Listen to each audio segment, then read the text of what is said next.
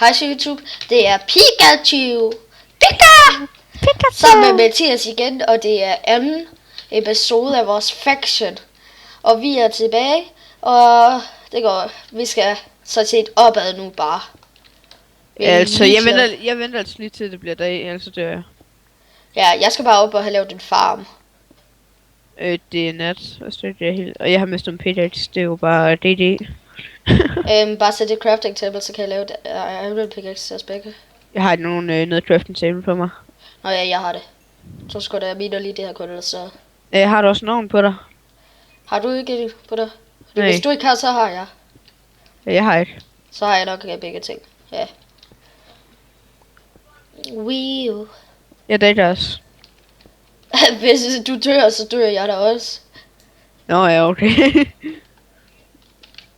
Okay, sætter lige begge ting. Okay, hjemme så er det så også lige inden, fordi at jeg tror ikke lige her, vi bliver invaderet lige nu, okay? Ja. Har du noget træ, jeg kan låne? Nogle penge? Hvor mange? Bare 4, undskyld. Har du nok til det, eller?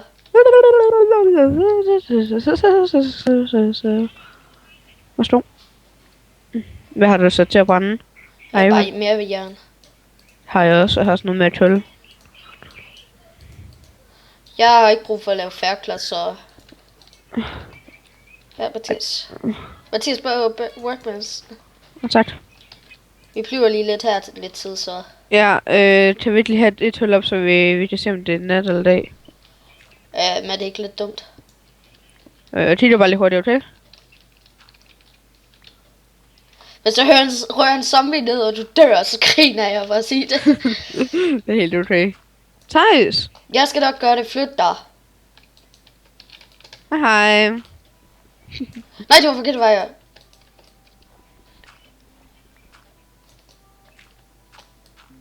Er det nat? Ja, det er nat, det er nat. Jeg står dernede. Luk mig ned, luk mig ned. Luk det til. Det var så, vi lige kan... Ja, okay. Okay. Jeg har lige taget ironet. Okay. Jeg går lige herhen og kigger. Hvorfor tager vi... nu forstår jeg, hvorfor vi ikke bare tager denne vej op. Pas nu på, at du ikke falder ned et eller andet sted fra at dør. Der var et hul. Det var der, hvor du kom ned til mig.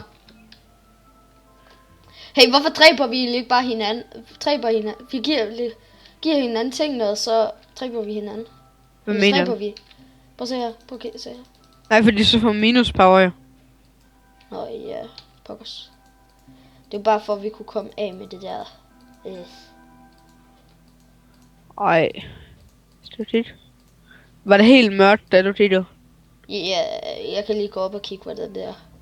Det er stadig mørkt. Jamen, jeg kigger, hvor månen er. Jeg skal nok være forsigtig. Jeg brænder lige et stykke glas, så vi kan sætte det i stedet for. Det er jo klogt tænkt. Nej, det høres du ikke. Lad være. Jeg gør det. Fordi natten er næsten færdig. Der er ingen zombier. Mathias, bare kom op. Hvor kom du op henne? Vores vej. Altså, bare det var længere hernede. Lige tage vores ting med, ja. Ja. Okay, kom.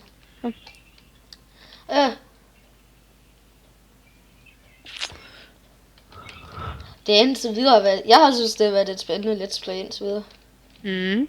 Også mit første. I hvert fald på den her kanal. Der er en kæmpe slime, der er ved at dø, fordi den drukner sig selv. Pas på den, fordi at hvis den rammer dig en gang, så er du død. Ja. Ja, det er nok lidt klogt. At du hugger lidt. Prøv at... Der er røde mushrooms dernede. Hvis du tager de brune herop, så kan vi lave mushroom stew her. Men mushroom hvad? Mushroom stew. Det giver os mad. Det er mad. Dejligt. Jeg går ned og henter mushrooms. Nej. Seriøst, vel? Døde du? Ja. Skal jeg gå op og tage dine ting? Hvad var det, der dræbte dig? Mathias, Hvad? hvad var det, der dræbte dig? Jeg faldt ned i... Ned i slimen? Nej, jeg faldt 3 blocks ned. Ned i vores mine, eller? Nej, altså, der var sådan et sted, hvor der var sådan en mande. Altså op på jorden, der slog bare du hen. Op på Ja. jorden. Så skal du nok selv finde resten af vejen. Nå, der, jeg er der nu. Bare tilbage til mig. Nej, det følte du bare selv derhen. Og man mister ikke noget power at dø, Ja. så du kan også bare dø.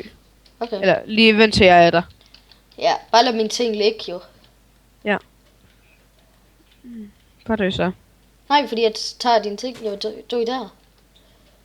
Jeg vil sige, jeg tager mit armor, så det ikke går i stykker. Går du lige væk, Mathias, så tager dit armor på et andet sted. Hå! Jeg skulle lige til at sige, fordi der gik lidt delay, før jeg døde. Hvis jeg ikke dør, så... Hvad? Mathias, jeg satte ikke F-home der.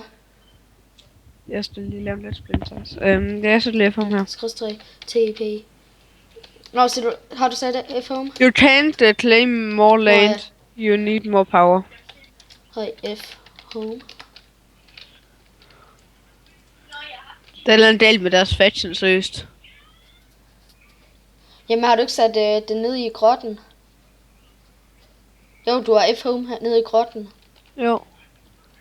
Skal jeg ikke lige tage den ting? Nej, jeg kommer nu. Okay. Fidel. Jeg leder efter flere mushroom, okay? Der bytter noget herovre. Sejs. Ja, gå lige over og kig, hvad det er. Det var det, jeg var på vej over. Og så jeg der, hvor du døde. Der er et æble. En creeper sprang lige. Ikke på mine ting, vel? Nej. Okay, tak.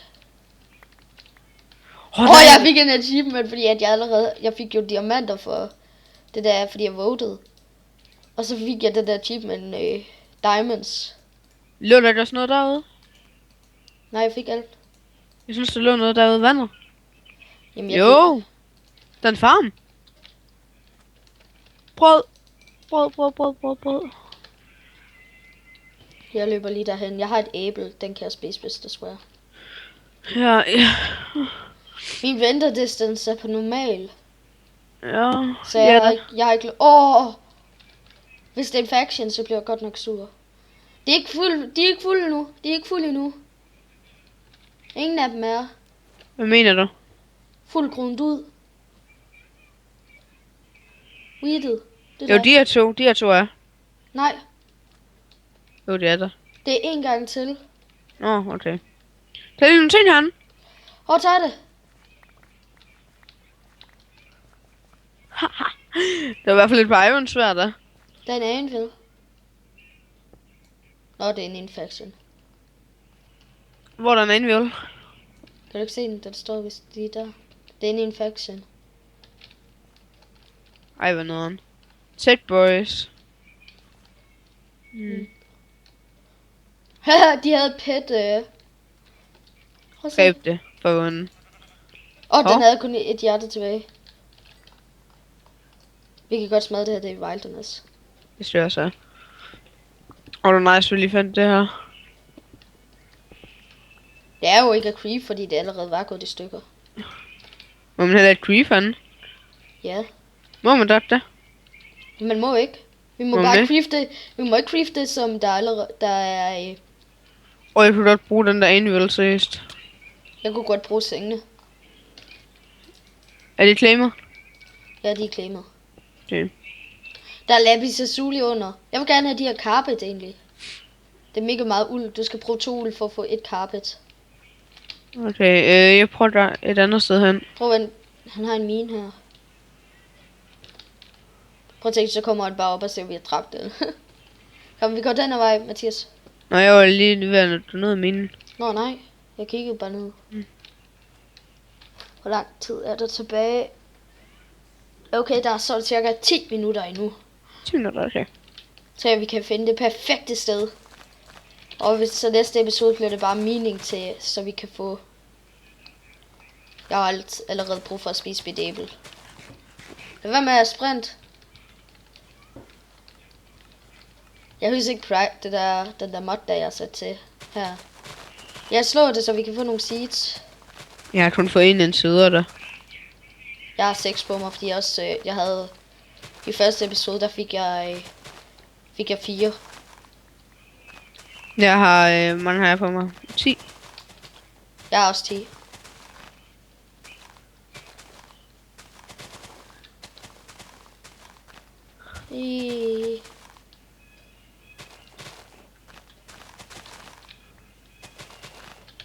Og der er et hus mere.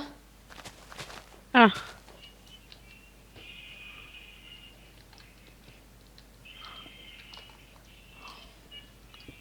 Det er noget løgn, Nå, det er det.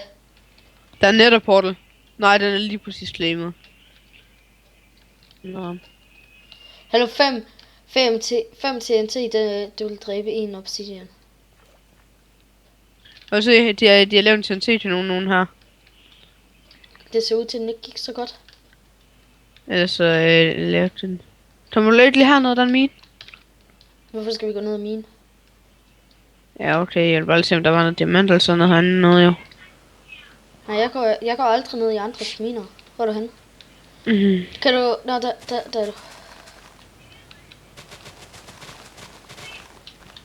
Kom her, prøv at se.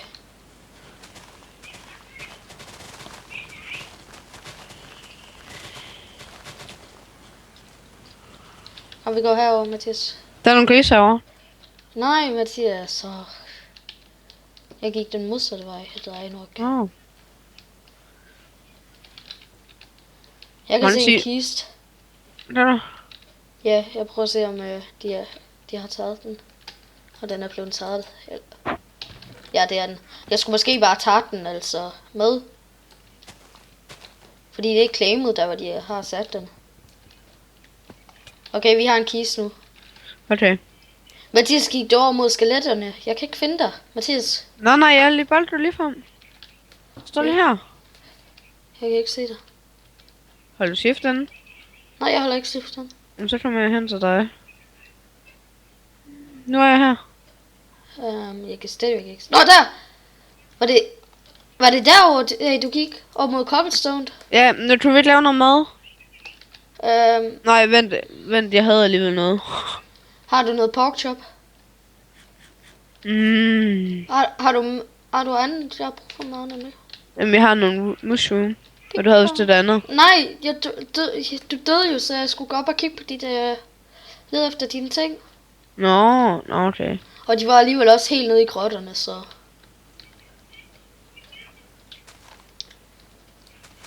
Jeg har 21 seeds. Det er fint, jeg har 29. Hvad var det nu, man gravede det her med? Hvad mener du graver med på? Med Der er clay. En skovl. Det er ligesom sand. Vi skal lave hardened clay i den her. Jeg har fundet ud af, hvordan du farver det også. Der er noget mere clay herovre, tak. Du finder det overalt under vand nu. Jeg har også fundet noget herover. Jeg går derover og tager det.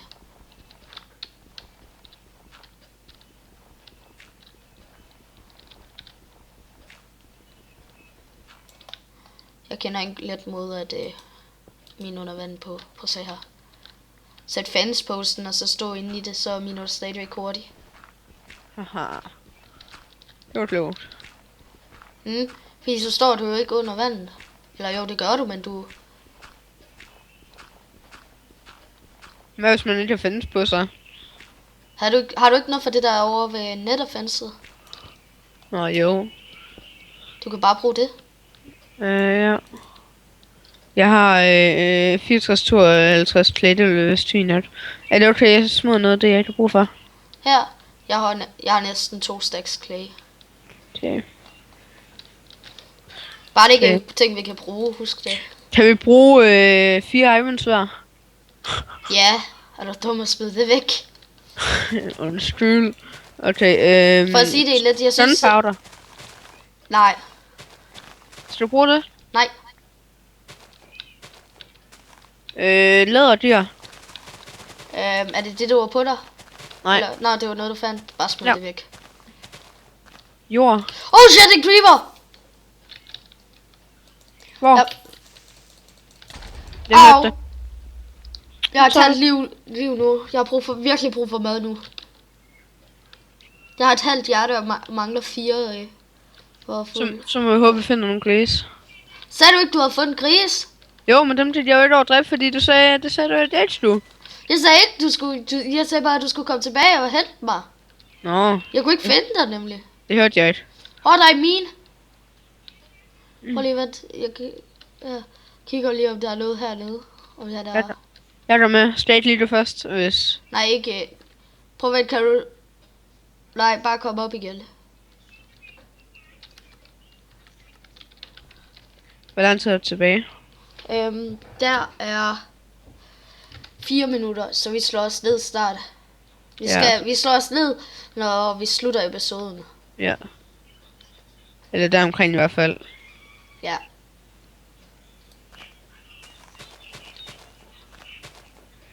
Men hvis vi finder et flot sted før, så slår vi os ned lige før. Hey, vil det egentlig ikke være flot, den klippen her?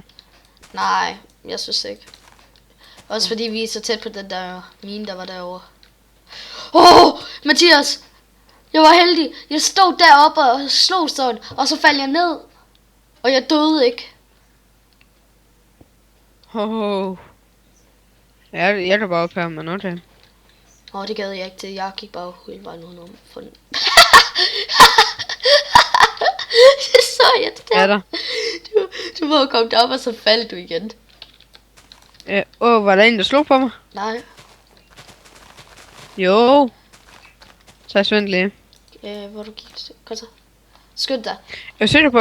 Okay, vi slår os ind i det her. Herop. Prøv at se. Ja. Ja. Vi laver en gang lige her. Her. Her hvor jeg laver. Okay. Så kan Så du bare i næste episode udhuler... Nej, vi kan godt udhule lidt. Ja, okay. Og jeg Pas nu synes bare også, på... altså, der er stadigvæk 2 minutter. Okay, så kan vi nå udhule lidt. Man kan mærke, der er lidt delay på den her server med, hvis man... Altså lidt på den. Ikke Ja, mere, det er ikke der. mere- Det er derfor, jeg lige kom. Jamen, det er fordi, at der var lidt delay der på, så jeg kunne ikke nå at se det. Ja, jeg overlever med det. Jeg er vant til det, så... Det er jeg ikke.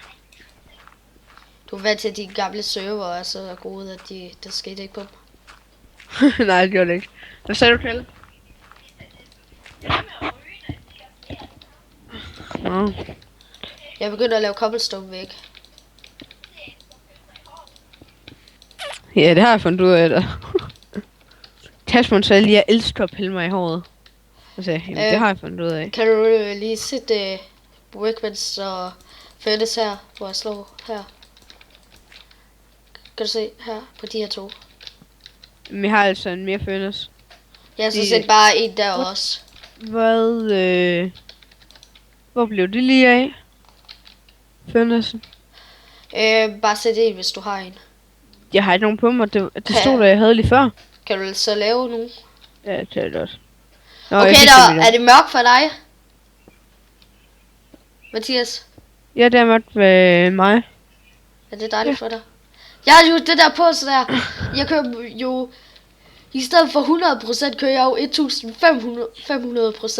Hey, så jeg finder noget. Der er ko, jeg dræber køerne. Nej, den dræber jeg. Kan du ikke dog dræbe grisen? Nej, fordi at jeg kan ikke sprinte efter den. Okay, jeg har lidt dræbt to. Hvor har maden? Ja. Her, vi den kan ligger få der. den. Tak. Hvor? Jeg kan ikke se det. Hvor er den? Jeg er plant. Jeg håber, du har fået den der. Okay. Det var så min alarm. Hvor er kødet hen, Mathias? Hvor smidt du det? Okay, Ja. Nå, der. Okay, tak, jeg fik det. Det var dejligt, hva'? Så spiser jeg lige lidt mad, jeg har her. Er det okay? Okay, jeg kan mærke det. Nej, hvis du brændte det ville være klogere. Ja, kan jeg godt. Kan du lave nogle furnaces? Dem har jeg lavet. De Okay. bør du bare. Men jeg tror, det var afslutningen. Nej. Jo, jeg blev nødt til, at kan mærke, at jeg begynder at bugge. Ja, jeg kan ikke gå ind i furnace'en. Okay. Ja, og nu kommer jeg ind i furnace'en. Hey, Okay. jeg mistede mit kød. Det bør du bare. Jeg har spist det åbenbart. Ej, Thijs, altså. Okay, men det var alt for den her episode. Ja. Ses. Ses. Pika. Bye.